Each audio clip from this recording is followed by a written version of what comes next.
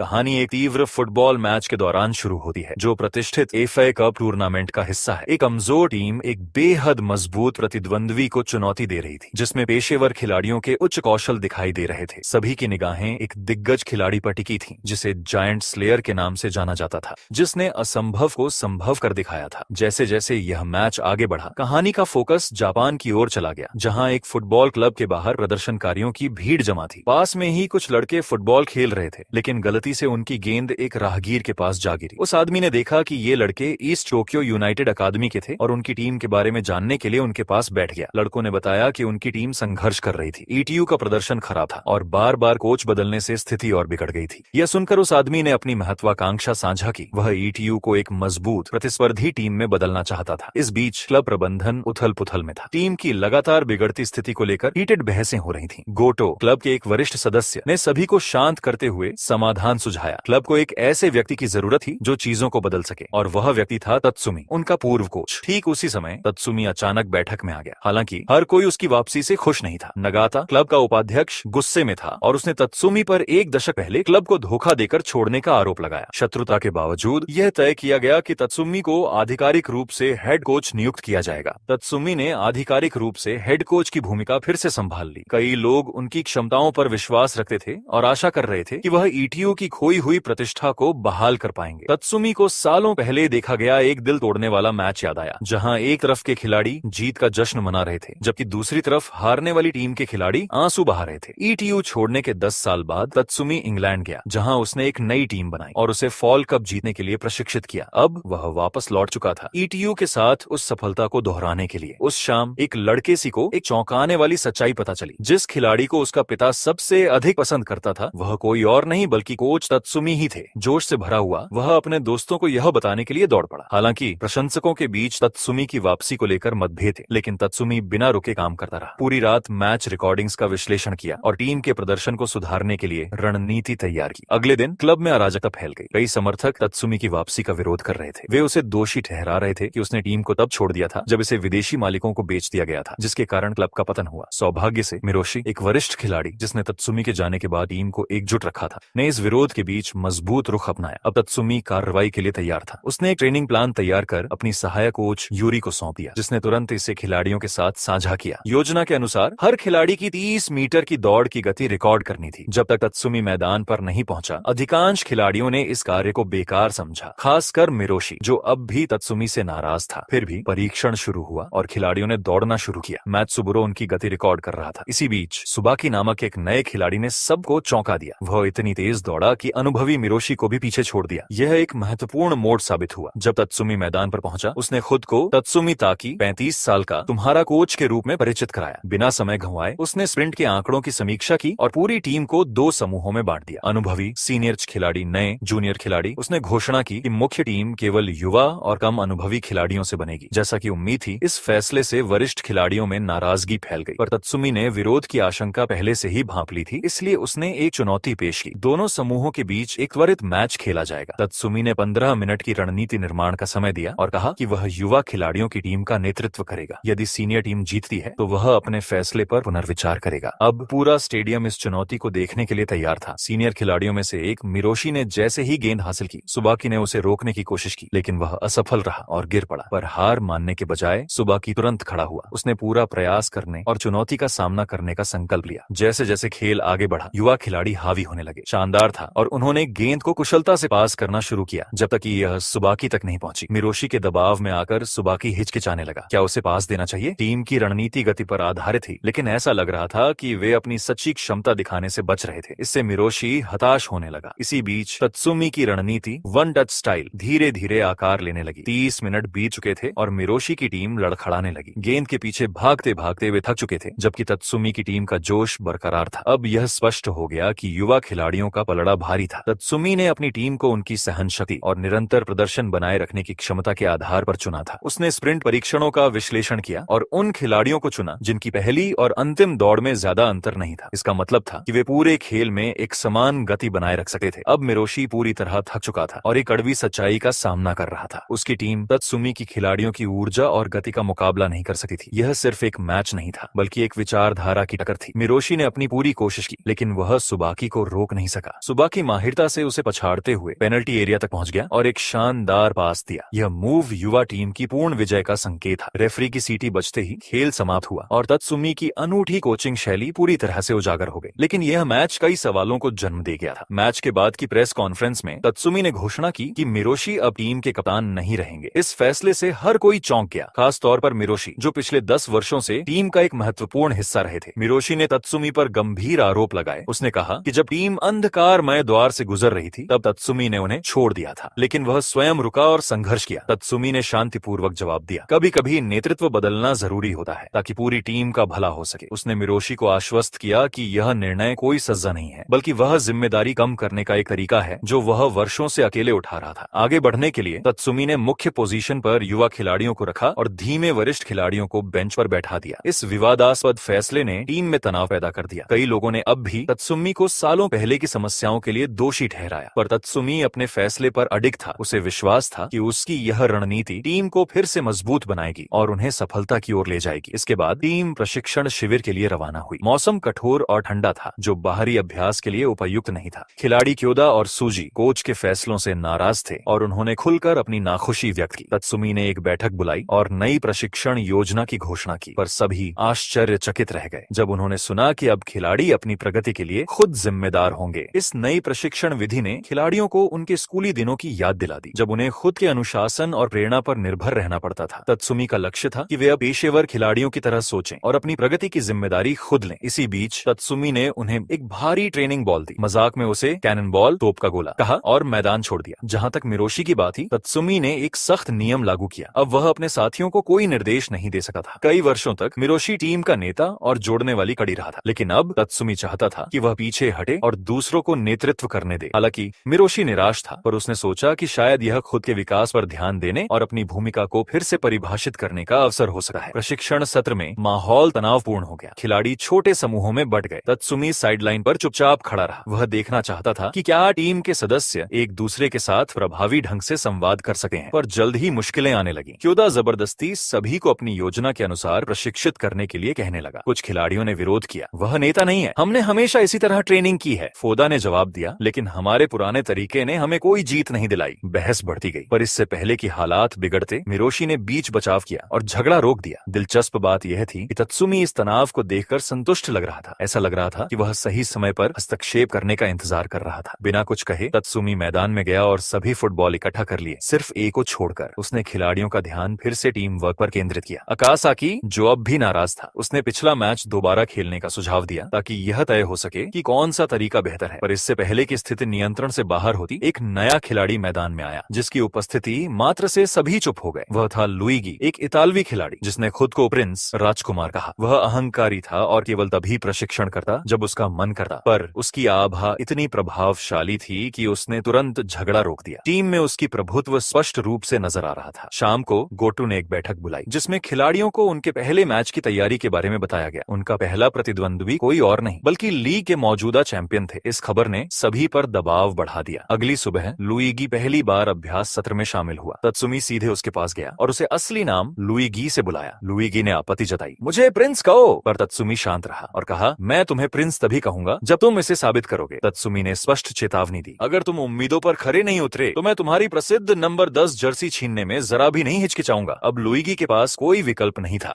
उसे चुनौती स्वीकार करनी पड़ी।